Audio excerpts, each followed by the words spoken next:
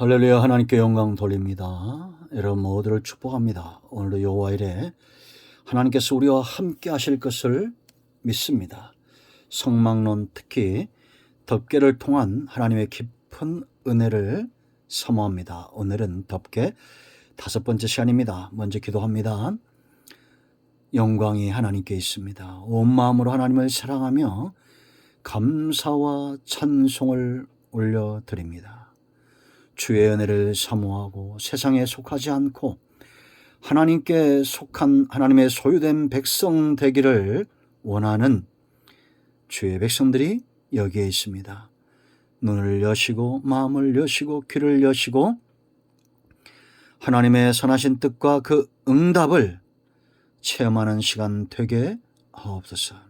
성령 하나님 충만하게 우리 가운데 역사하셔서 악한 사단이 틈타지 못하게 하시고 말씀 가운데 역사하시는 하나님의 손길을 체험하는 시간이 되게 하옵소서. 성막론을 통해서 우리가 온전히 하나님의 백성으로 거듭나기를 원합니다. 종을 낮추시고 겸손하게 하시고 오직 말씀의 도구만 되게 하옵소서. 예수님의 이름으로 사모하며 기도합니다. 아멘. 자, 오늘은 두 번째 덮개입니다. 말씀은 출애굽기 26장 7절로 13절 말씀입니다. 자, 어떻게 생겼나 그림을 좀 보시면 하얀 부분 보이시죠? 첫 번째 덮개를 우리가 지금까지 4일에 걸쳐서 살펴왔습니다. 청색, 자색, 홍색, 가늘게꼰 배실. 성막 동쪽의 문에도 있었고 이 덮개에도 있고 제사장의 옷에도 있고 휘장에도 있는 이런 예수님의 사역과 속성을 그대로 보여줍니다. 예수님의 성품과 그 사역은 감당해야 될 사역은 절대 떨어질 수 없다라고 말했습니다. 왜 예수님이 생명의 주가 되신지 거룩한 속성 때문이다. 왜 예수님이 다윗의 왕권을 잇는 권세가 있는지 바로 공의로운 하나님이다라고 말했습니다. 그런가 하면 여러분, 홍색은 예수님의 고난을 이야기하죠. 십자가를 지는 겸손하고 겸허한 성품을 말하고, 가늘게꼰 배실은 부활, 의롭고 순결하신 예수님을 이야기합니다. 자, 이제 이 네 가지 사역이죠. 예수님이 감당했던 네 가지 사역은 여전히 저와 여러분과 오늘날 교회가 감당해야 될 사역입니다. 교회가 존재하는 이유죠. 그러면 이제 두 번째 덮개, 이 첫 번째 덮개를 감싸고 보호하는 두 번째 덮개가 있습니다. 바로 염소털로 만든 이 순결하신 주님의 희생의 죽음을 의미한다 보시면 되고, 세 번째 덮개는 바로 수양가죽, 그리고 네 번째는 해달의 가죽, 이렇게 되어져 있습니다. 이 의미하는 바가 다 있겠죠. 하나님이 그냥 이렇게 만들진 않았을 겁니다.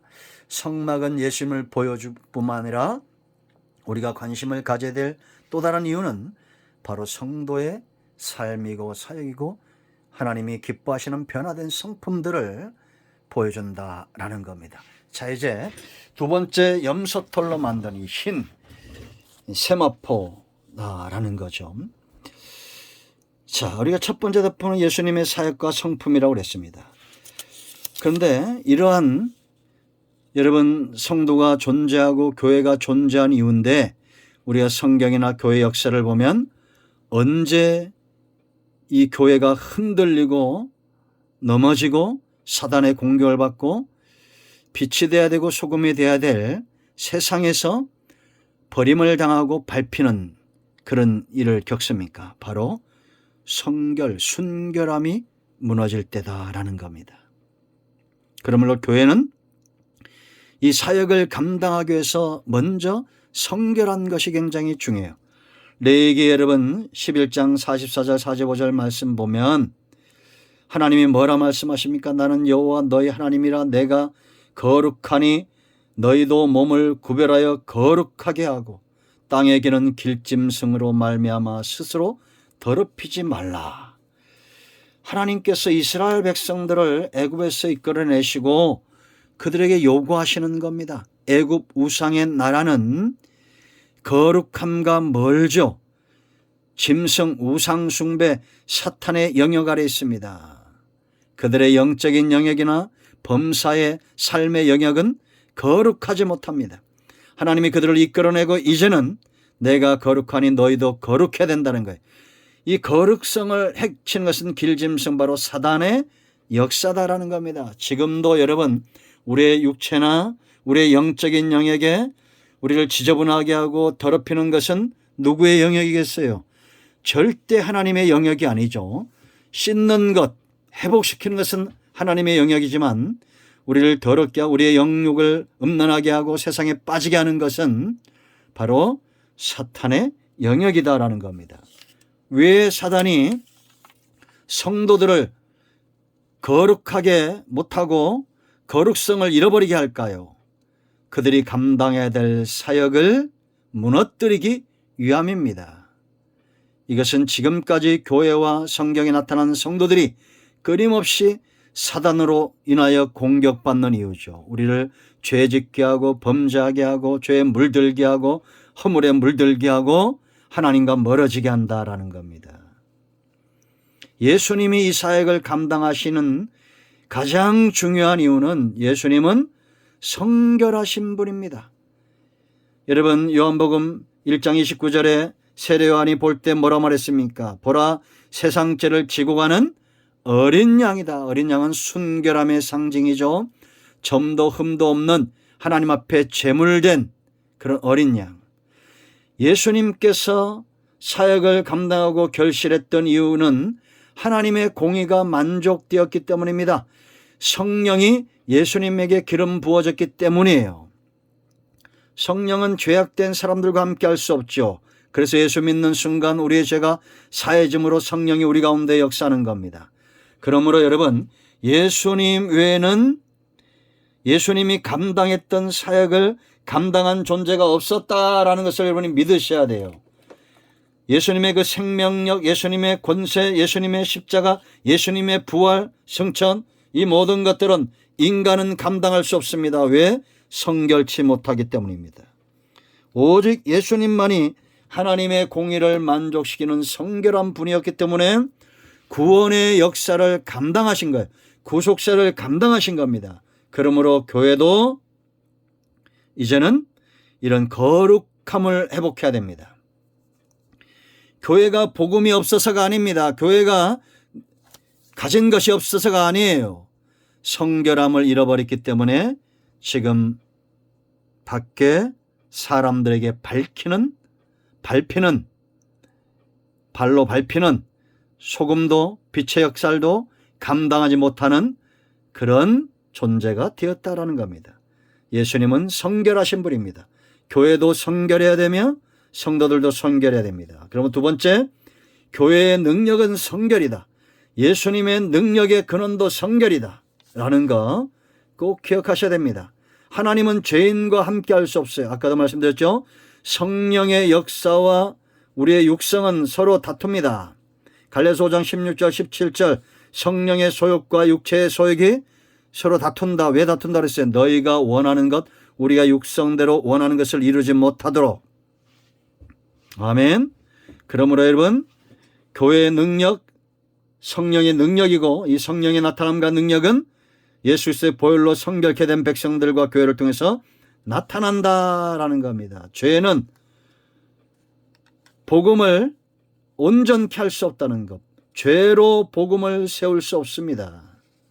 죄는 오히려 복음을 회방합니다. 우리는 역사를 봐야 됩니다. 성경의 역사, 교회의 역사 어땠습니까? 죄가 들어오면 교회는 어려움을 당합니다. 복음의 역사는 막히는 것입니다. 그러므로 우리는 교회의 역사를 통해서 성경 역사를 통해서 현재를 볼 수 있어야 되고 식기를 게을리하지 말아야 됩니다. 염소털을 얻기 위해서는 반드시 뭐가 있어야 됩니까? 희생이 있어야 되죠. 그러므로 예수님의 희생으로 인하여 교회는 성결케 된다라는 거예요. 그래서 우리가 기도할 때마다 주의 보혈을 의지하고 말씀을 전파할 때마다 주의 보혈을 의지하고 예배 때마다 우리가 주의 보혈을 의지하며 교회는 영적인 쉬운 말로 바탕의 사명을 감당해야 됩니다.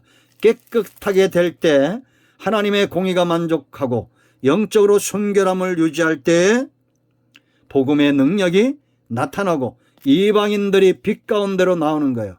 어둠과 하나 되면 어둠만 더 짙어질 뿐입니다. 그러므로 예수님께서 제자들을 세상에 보내실 때 마태복음 10장 10절 뭐라 했습니까?